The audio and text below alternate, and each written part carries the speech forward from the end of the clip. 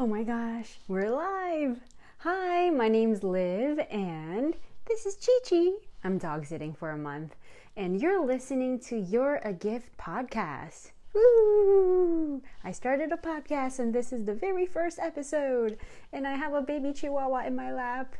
Yeah, so I'm dog sitting my friend's puppy for a month, and my puppy is very happy to have a sibling for the first time.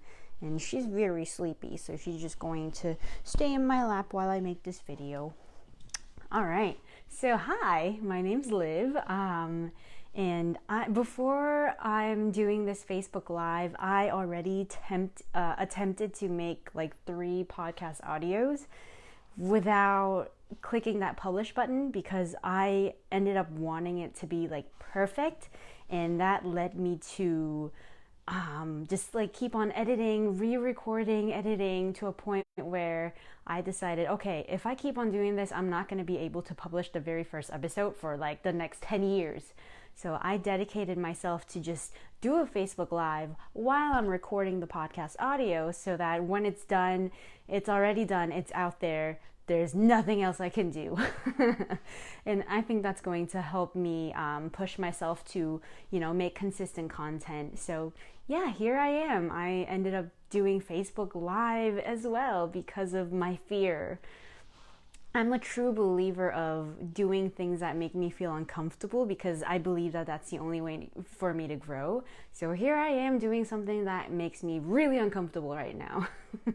So I wanted the first episode to be about you and me. I know like no one's in the group right now. I just created the Facebook group and the official page for the podcast, which makes it a little easier for me to make this video because I already know that no one's listening.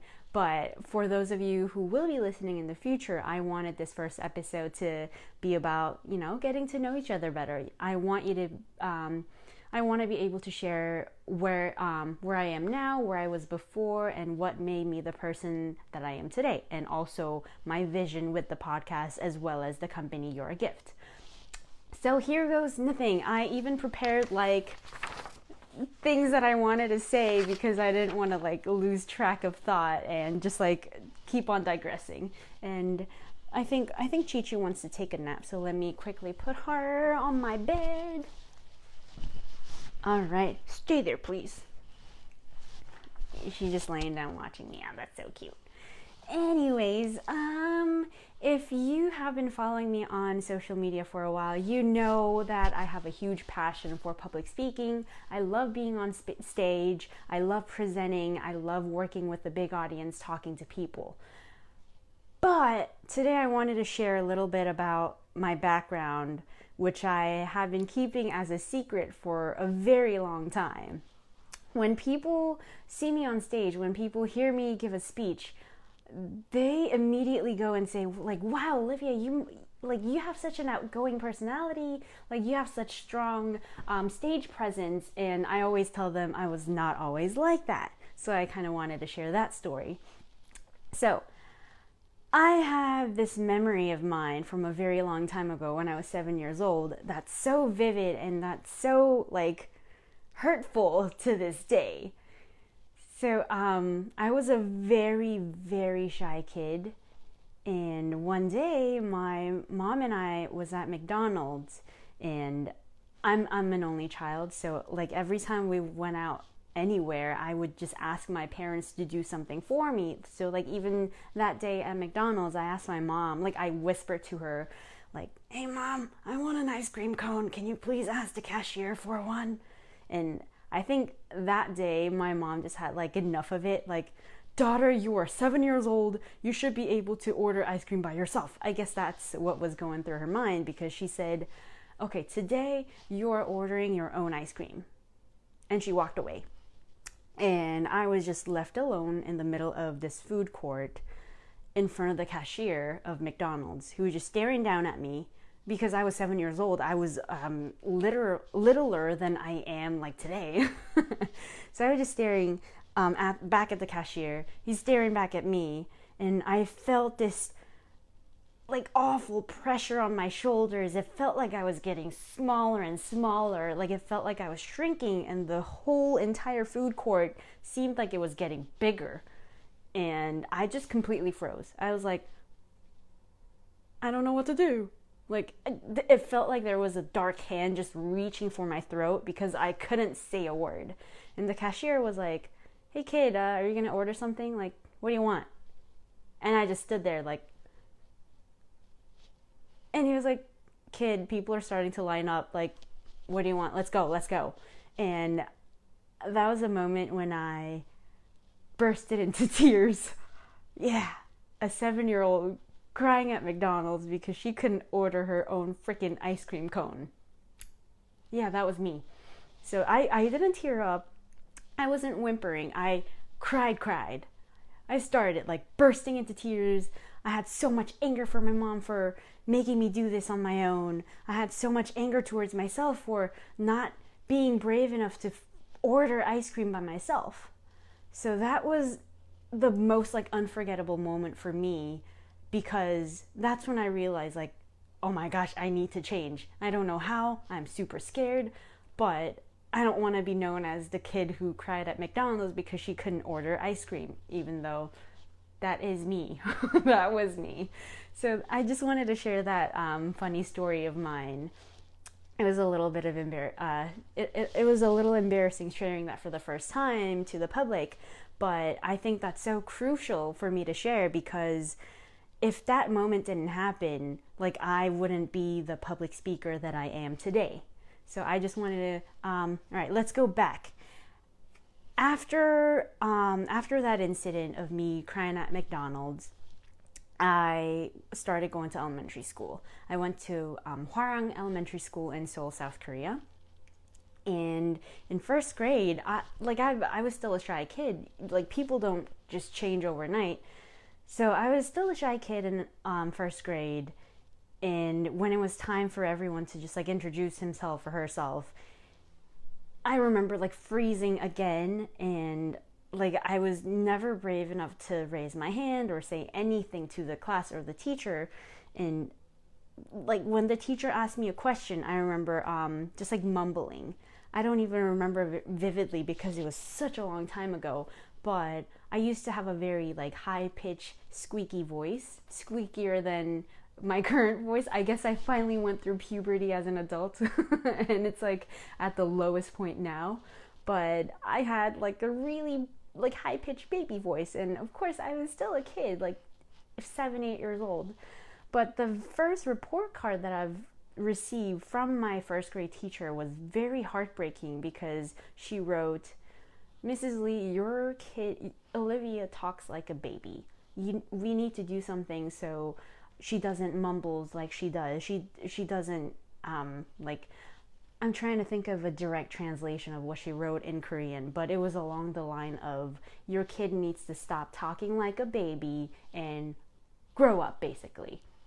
You're not a baby anymore. Talk like the first grader that you are now, and I don't even understand why you have such a high-pitched baby voice, somewhere along the line.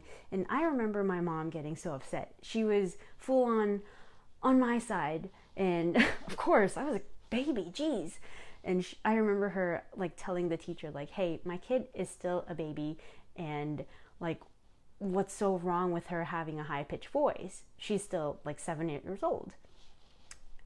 And like, I really appreciated my mom for being on my side, but like, try to imagine how heartbreaking that would have been for me, like, especially being so shy back then too. So despite her effort to, I guess, try to encourage me to be a better speaker, I ended up just shutting down. First grade was miserable because I was just like, I have a baby voice. I don't want to say anything. The teacher hates me. So I didn't feel inclined to talk in class.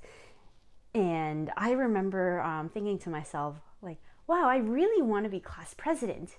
Even though I was super shy, I've always wanted to be class president. And that was like my biggest dream that I wanted to achieve as an elementary school student.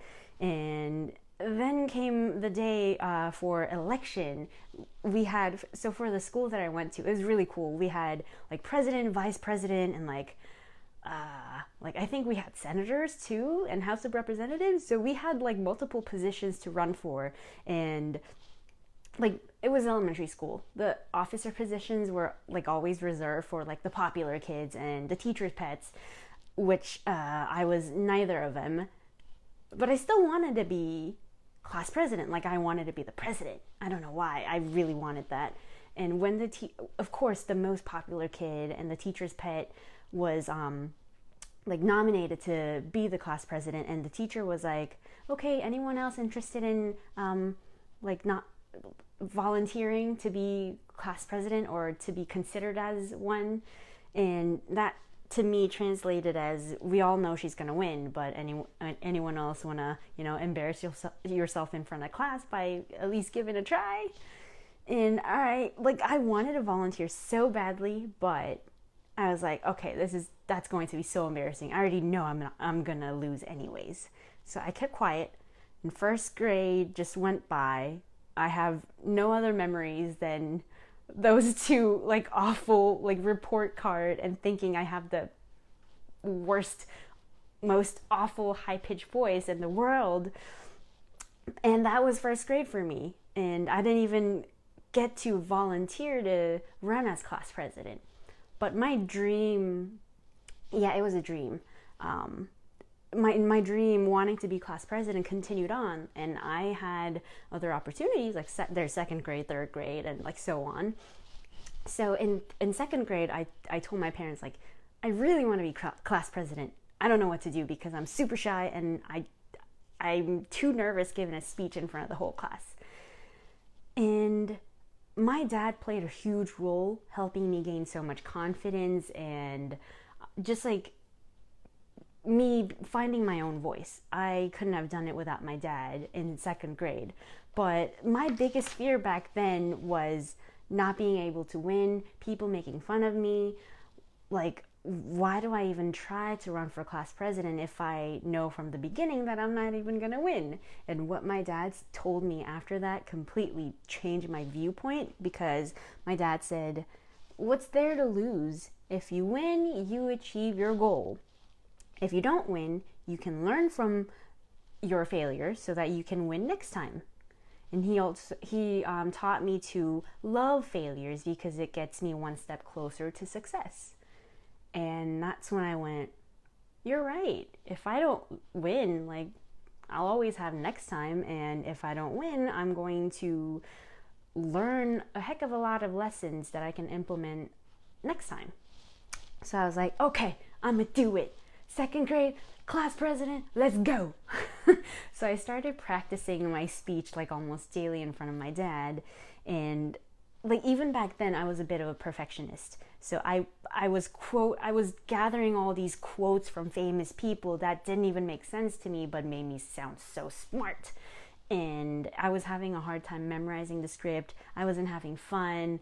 I was like all over the place. So my dad went like, whoa. You don't need to focus on like sounding smart. You need to be yourself. You need to find your voice. And I remember just like crumpling up that script in a ball, just throwing it away and trying something completely new.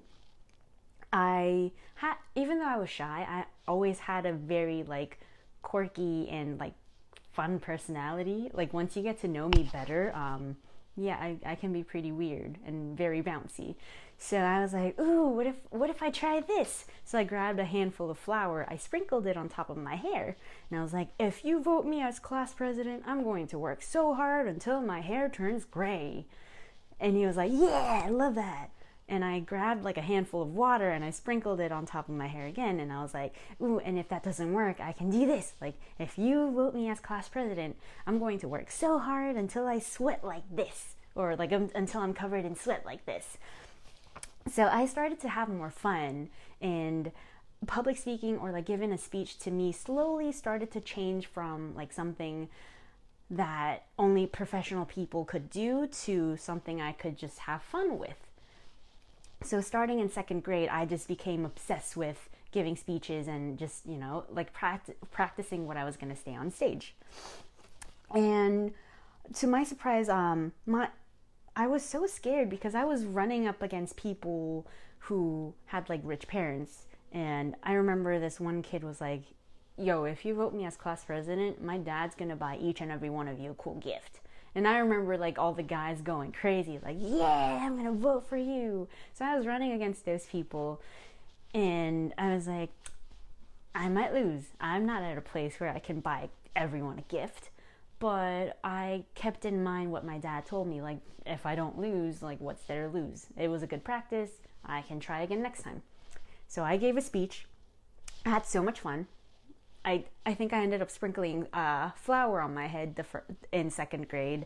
And to my surprise, I had a very like positive reaction from the crowd and even the teachers. They were like laughing with me, hopefully not at me. And I ended up winning class president that year. Dream achieved. And like I still remember that moment, like when people started to count the votes. I think we wrote the name of the person you like want to vote and just turn it into the teachers, and they were writing it down on a blackboard. Yeah, good old days with the blackboard and chalks. But I was just looking outside the window thinking, like daydreaming about something because I thought I wasn't gonna win. And then I heard my name and I look up and all the people are looking at me like just applauding away. And I was like, huh? I won? Like, what? Why? So, yeah, I achieved my dream, wanting to be class president. And after that, I didn't give up. I wanted to keep on going, stay strong with the momentum. So I kept on running each and every year, like third grade, fourth grade, fifth grade, and sixth grade. And I became, like, I played a role in the officer positions every single year after that. And yeah, that was a big deal. And I think it was in fourth grade when I was class president, where I was leading the entire class to the cafeteria, and the sixth grader teacher was like, "Oh, hi, Olivia," and I was like, "How do you know my name?" Because sixth grade teacher knowing my name was a big deal back then, you know. So that's when I realized, okay, I achieved my goal of being more confident in front of people, giving a speech in front of people. I gained popularity. I was a popular kid. I had friends. People knew my name, and I became the teacher's pet too because apparently all the teachers knew me as this kid who always had a smile on and said hi to people even though I didn't know their names. So yeah, I achieved my lifelong goal of becoming class president, and I was super happy having all my friends. Elementary school was a great time for me. Geez, I think that was the most popular time I've ever had in like my entire life, which is kind of sad. My mom agrees with me too. But when I thought I had it all in elementary school, that's when my family decided to move to Virginia. So I was born and basically raised in Seoul, South Korea. And right before my elementary school graduation, that's when we decided to move to Virginia. Yeah, that was a big change. And I became the shy kid again because, like, my English was okay, but because I wasn't born in the United States, like, I was still learning English back in Korea. But they placed me, the middle school that I went to, placed me in ESOL, English as a Second Language, because I wasn't born in the country. And after 1 year of me making all my friends in ESOL classes, doing great with all my grades, that's when the teachers decided, Olivia, you don't need to be in ESOL. Yeah, we're going to start putting you in honors classes instead. And I was like, no, why now? They're only 2 years in middle school and I finally made my friends and like I'm like finally adjusting to this new environment and new country, and you're moving me to an entirely different environment where I don't know anyone.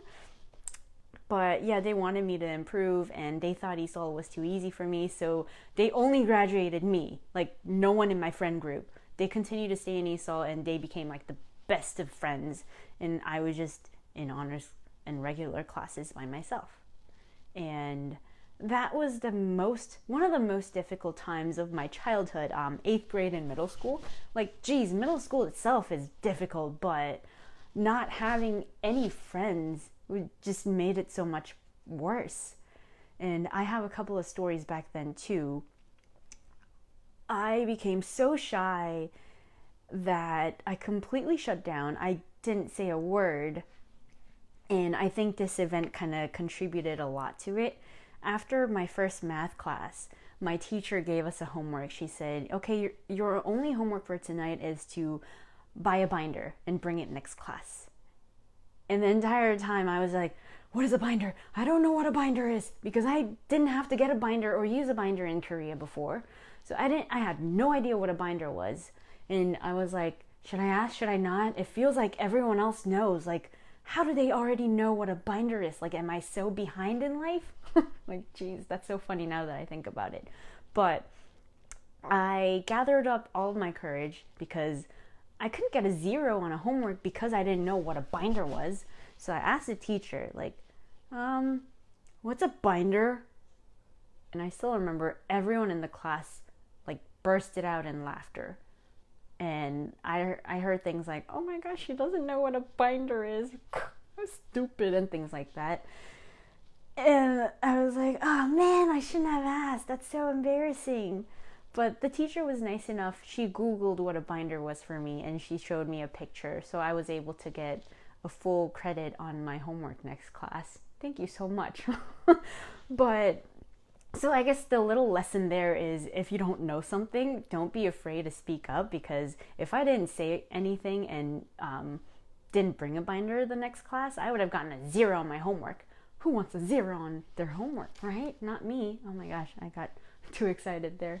But yeah, so something like that started to happen in 8th grade. And the first day I got my locker in 8th grade, there was this cool football dude next to me. And like him and a bunch of other jocks were just talking. And the guy who had the locker next to me was like, oh man, I wanted a hot girl to be next to me. But instead I have this like silent girl who doesn't say a word. And his guy friends were like, oh, dude, she can't hear you. But he was like, yeah, she probably can't even talk. Ouch. So in 8th grade, I was that girl whose name I can't remember. That girl who doesn't say anything in class. That quiet girl. So I became that person again. I went straight back to my shy self. And yeah, it was 8th grade was very long. It felt like an eternity, but I was really passionate about designing and drawing. So it's funny now that I think about it, but 8th grade is when I started my first business. I started a t-shirt business where I would go to Michael's and buy all these blank t-shirts and like markers and like iron-on stickers, and I would design my own t-shirts and I would just wear them to school. And like one day a lot of the students started noticing and they were like, oh my gosh, Olivia, like where do you get your shirts? That looks pretty cool. Because if you're a 90s kid, the places where we shop for clothes was very limited, like Limited to and all the other places that I don't really remember. But if I look at the picture from middle school, I'm just like, why was that a thing? So, oh yeah, Hollister was big, in Abercrombie. But yeah, I was definitely standing out from the group because I was wearing something different, because I refused to wear Hollister and like the same things that people were wearing, and people started noticing. And someone asked me like, hey, can you actually make me a customized t-shirt? I'll pay you for it. And I was like, cool, yeah, let's do it. So I started to get paid like, I think $20 to like $40 per t-shirt. And people would, I had this form like, what do you want on the front of the shirt, back of the shirt, on your sleeve, and things like that. And my friends would like fill it out and give it to me with like cash. And I would, oh yeah, and the size of the t-shirt and etc. And I would just customize the t-shirts and then sell them to them. It was awesome. I was making money as a middle schooler. I don't even know if I was maybe barely breaking even, but it was so cool. It was a cool experience. And I think that was a moment, without even realizing, when I started to become passionate about running a business. Because here I am now. But that's when I decided, when people started noticing and I started talking again, that's when I realized, okay, I don't want to stay the same anymore. I don't want to be the silent girl. I want to grow from being shy again. So I decided to do all the things that made me feel uncomfortable and grow from that. So I started to run for like all kinds of officer positions. So this is now in high school. So I ran for like all the officer positions in National Honor Society, National English Honor Society, Japanese Honor Society, History Honor Society, Math Honor Society. I didn't make it into Math Honor Society. Yeah, ironic. I'm an Asian who's bad at math. But I started to win all these cool positions. I was a president in a lot of clubs and honor societies. And I like forced myself to be on stage. I signed up for every single talent show out there. Like school, I was part of personality show choir where I sang and danced in front of the entire school and teachers and staff. And yeah, I started to find myself again, and that was like that moment of, this feels nice. It feels so uncomfortable, but I feel myself growing. So, yeah, I started to become really good at being on big stage in front of like a large audience, but I realized that I was afraid to make personal connections, and I was feeling really uncomfortable opening up and sharing my vulnerability and weaknesses because I thought people wanted to see like the perfect side of me, and I did not want to show that fear of mine and weaknesses of mine. So that's when college hit. And the moment I realized I didn't have any true friends was, I was a theater kid in college, or like that was my minor. I was a bio major and a theater minor, and luckily enough, I became main character in the live show Jungle Book. And Sunny, if you're watching, hi. She is the director of the show. But yeah, I was Mowgli, and the posters of the show was just like the posters with my face plastered on. Like they made the poster with just my face on it. So it was this huge poster, and you just see my face and the title of the Jungle Show, the Jungle Book. And yeah, the posters were like plastered all over the campus, which I was like kind of embarrassed, but very like that was a very cool moment for me. I felt famous for a little bit. And all my friends were tagging me, saying how proud they were and how they were going to show up to all my shows. And I felt like I had a lot of friends, but the moment I realized that I didn't have any true friends, or I was bad at making personal connections, was during the 2 weeks of the show going on. None of the people whom I considered as friends showed up. My mom, my aunt, and my uncle showed up. Like they drove 3 hours to be there. My dad was in Korea. But yeah, none of the people whom I considered as friends, who lived on campus, so literally like 5 or 10 minutes away from where the show was held, didn't show up. And that was heartbreaking. But I was too shy to say anything. I didn't want to be like, hey, why didn't you show up to my show? You promised that you would, you know? So I think that's when I really realized I was a bad friend to a lot of the people. I had a great stage presence. I was always confident on stage in front of a large audience, but again, I was too afraid to get to know people on a personal level, and I was too afraid to open up.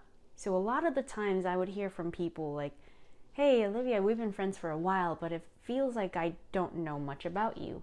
Or I've heard things like, you feel so mysterious, you know, like you seem like this perfect person on stage, but it feels like we're not like friends.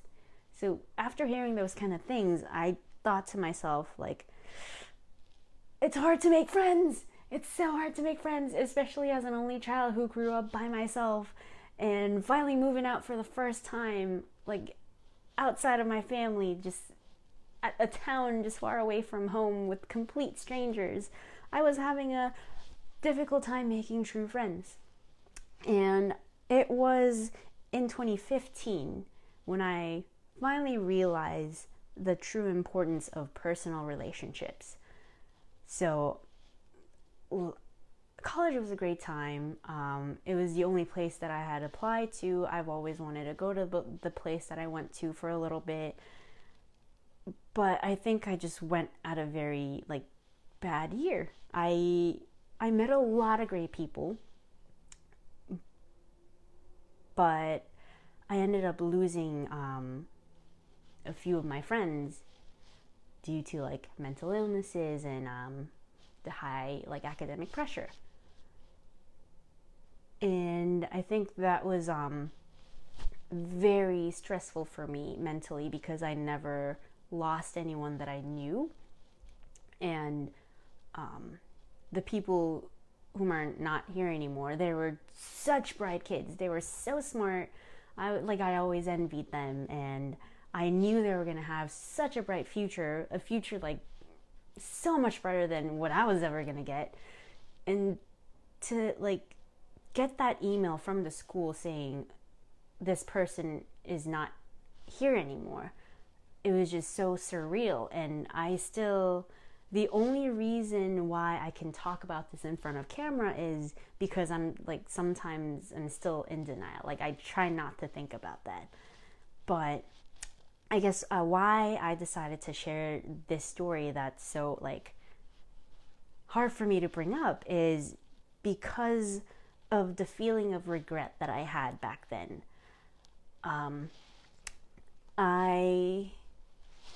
It's a difficult topic to talk about, but there were many instances where I mentioned we should get coffee, we should get lunch together, and I was too shy and too afraid to actually follow up, because I always had this fear of, what if I'm wasting their time? What if they don't like me and I'm just bothering them, and I'm what if I'm just wasting their time? So that was the fear that held me back of actually following through a lot of those.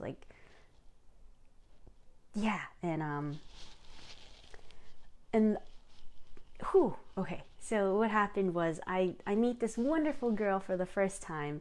She's such a happy person, so smart. Oh my gosh, such a bright girl. And we connected right away. She was such a positive person, who always smiling, and I loved her energy. So I said, we exchanged numbers, we became friends on Facebook, and we officially became friends. So I said, we should grab coffee or lunch someday. And like I said, I never followed up, and the coffee session or the lunch never happened. And she ended up taking her own life, and I'm never going to be able to have coffee or lunch with her ever again. And yeah, so that was hard.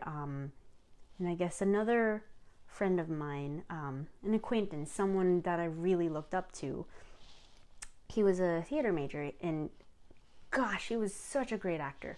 And I went to one of his shows, had a great time. I think I was sitting in one of the front seats. So he was making eye contacts with me, and after he said one of his lines, he winked at me, and I was fangirling, because theater people were always so cool to me, how are they, because I did some on-camera acting as well as live theater, and I realized after doing both, live theater people are hardcore. It's so much harder, because if you forget a line, that's it, the live audience is still there waiting for you to go on. So I had so much respect for live theater people. So I was just sitting there fangirling. And after the show was over, I wanted to go up to him and congratulate him and say hi, or at least say wow, that was a great show, I really enjoyed it, or something along that line. So I did that whole shy person thing of circling around the person, strategizing what I'm gonna say, okay, what am I gonna say? Hello, my name's Olivia. Oh wait, you already know that. That was a great show, and things like that. And I missed my opportunity. Flocks of people started gathering him, and of course, me being the shy me, it was okay, he has a lot of friends. He probably doesn't even remember me. No, I'm just gonna go. So without even saying hi or congratulating him, I just left. And now I'm never gonna get a chance to say hi to him or congratulate him. Yeah. And just, and I think feeling of regret is the worst feeling that a person can feel. Because, like, if I had done it, if I had said hi, if I got coffee or lunch with them and they ended up saying no, or they ended up saying, like, Olivia, you're such a loser, I don't want to spend time with you, which neither of them would have said because they're such nice people, then I would have just been like, okay, too bad, like, but the fact that I never, like, the fact that I didn't even make that happen, the fact that I wasn't even brave enough to say hi to someone, say thank you or congratulations, that, like, that will never leave my heart. That still aches. And there was another time when I was part of a sorority for a little bit, and I met this cool senior, and he seemed super popular, like, frat president and about to graduate. He was super cool, always surrounded by friends. And I think a group of them, like, asked me and some of my sorority sisters to, like, go out to a bar or something like that. But I had that prejudgment, like, they're frat guys. They're probably, like, too cool for me. I'm going to have, like, nothing in common with them. I'm going to feel so awkward and feel left out, and I'm going to end up saying nothing. So I'm going to say no and go back to my dorm and read. So I never got a chance to be friends with him. And before graduation, he never made it to graduating the school.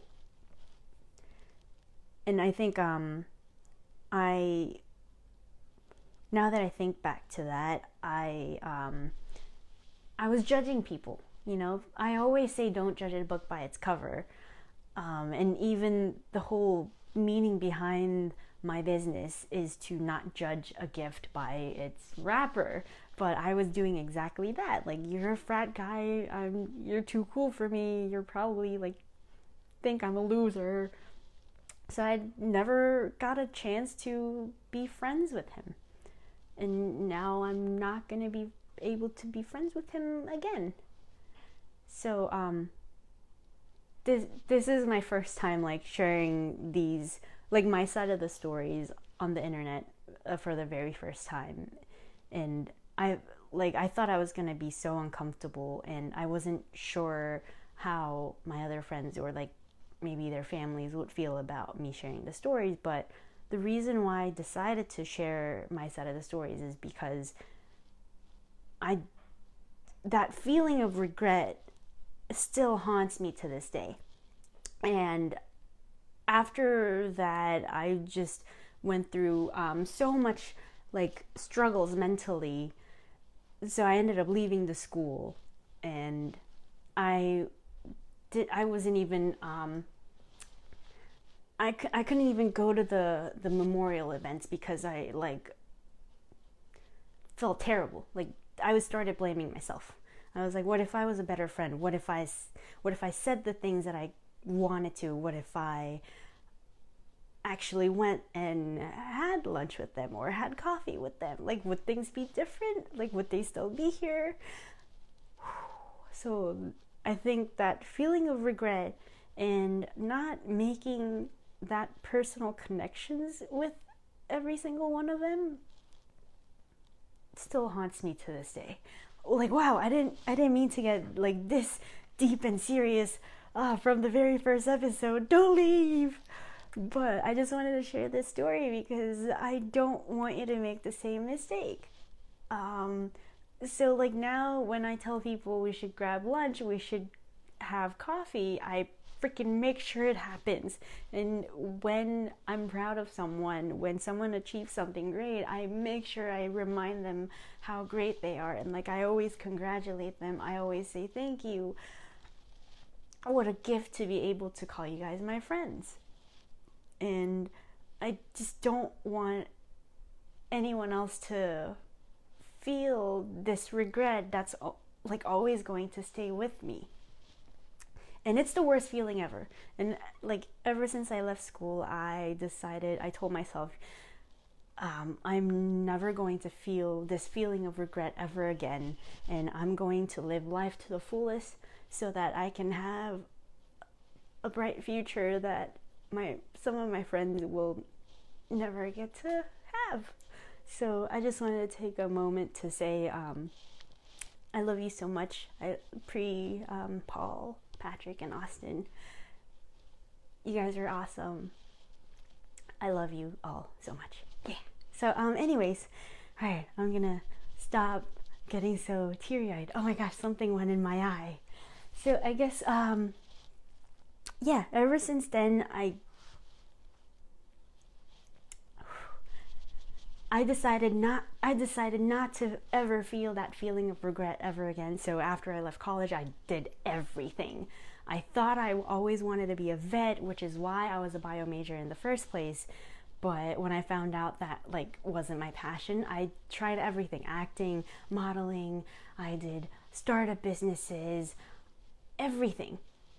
And I encountered a lot of business opportunities where people were like, we're doing business to help people. We're changing people's lives. And whenever I heard that, I'd be like, sign me up. What do I do? So unintentionally, without even knowing what this was, I was part of a lot of multi-level marketing or network marketing businesses. And oh, that's a train. I'm not sure if you can hear me, but my house is right next to a train track. So let's give the train a moment to pass by.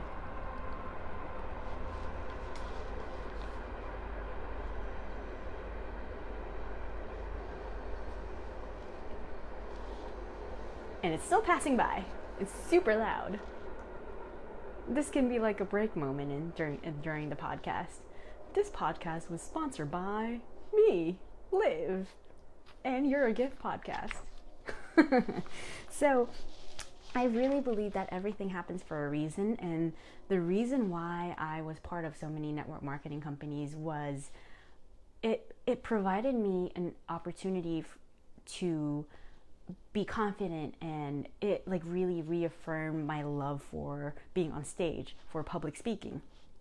And after I left college, I was in the worst state. I was going through anxiety and depression, but I think being part of network marketing companies really helped me just break out of that shell, because I wanted to help people.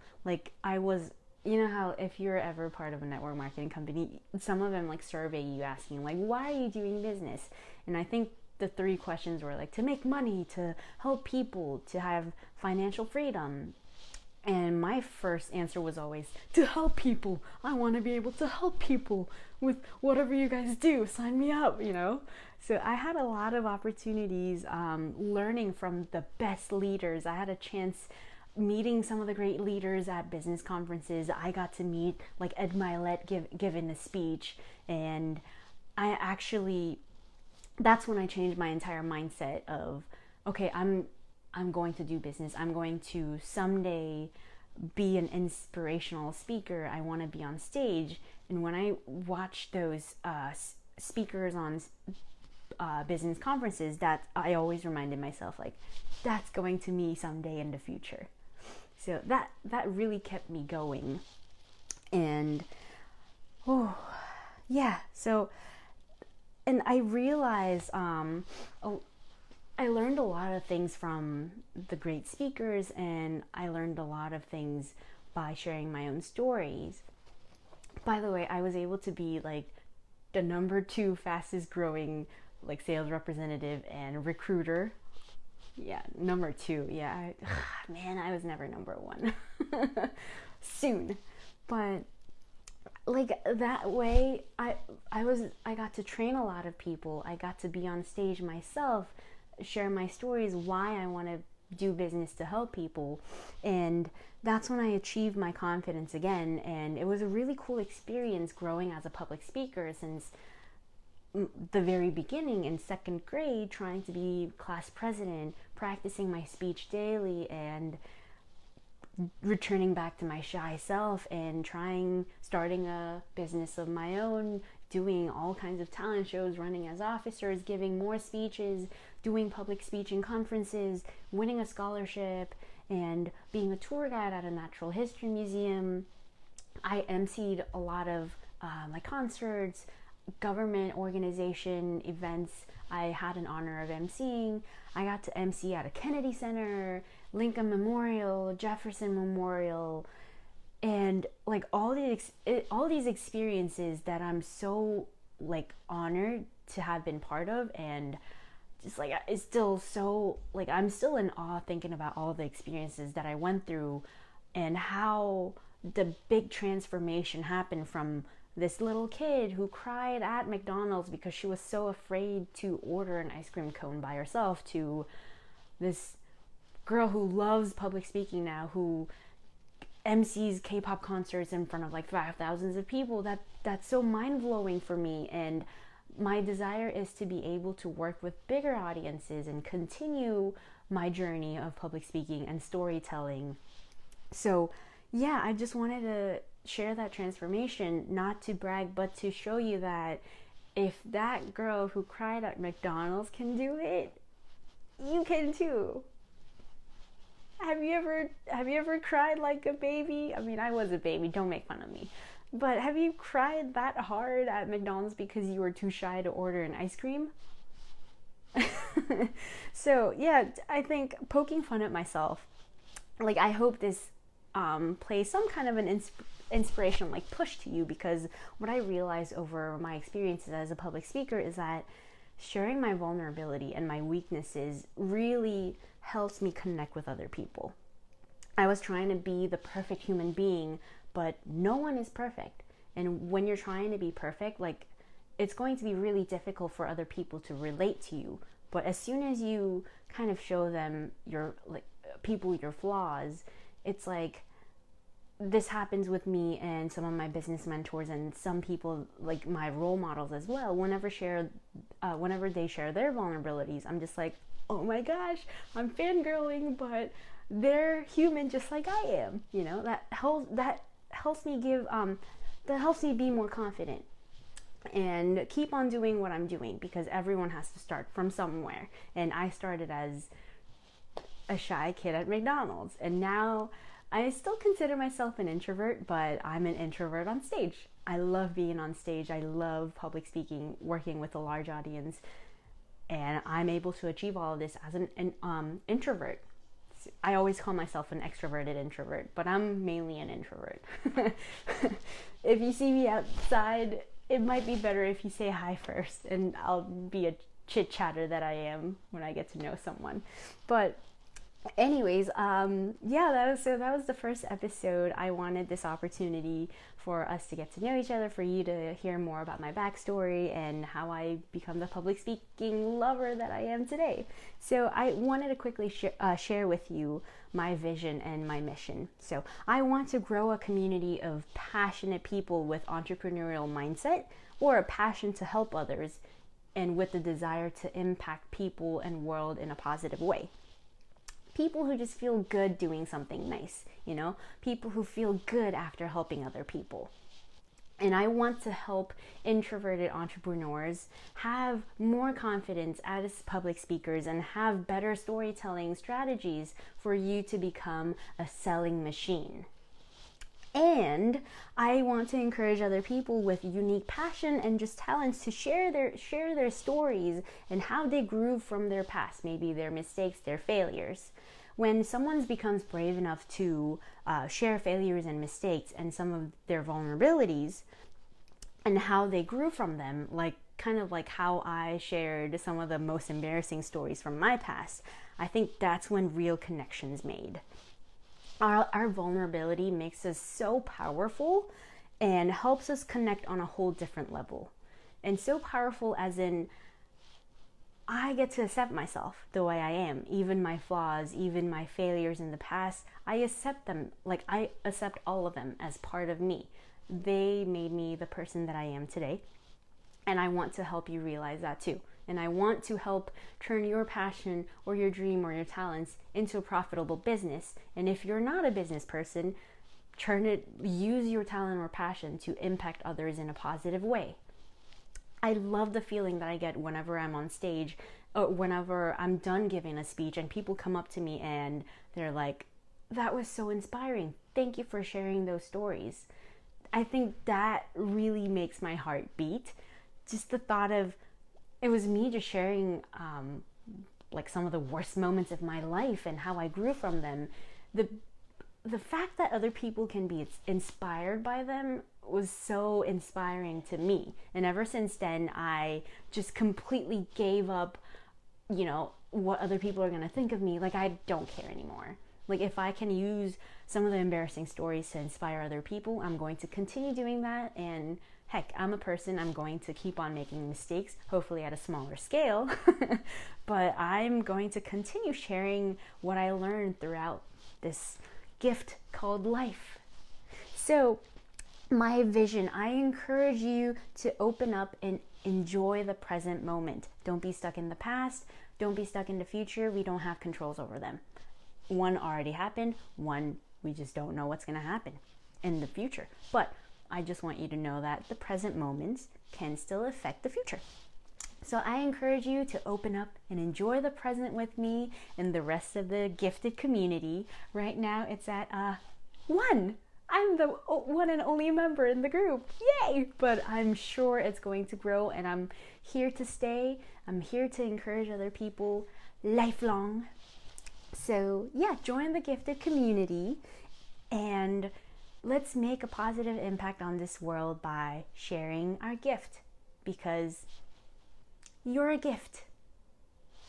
So yeah, that was it. I think that ended up being a bit longer than I had expected it to be, but I really had a fun time, and doing Facebook Live wasn't as scary as I thought it was going to be. So my name's Liv Young Lee. I know I've been calling myself as Olivia the whole episode, but I go by Liv. Feel free to call me Liv.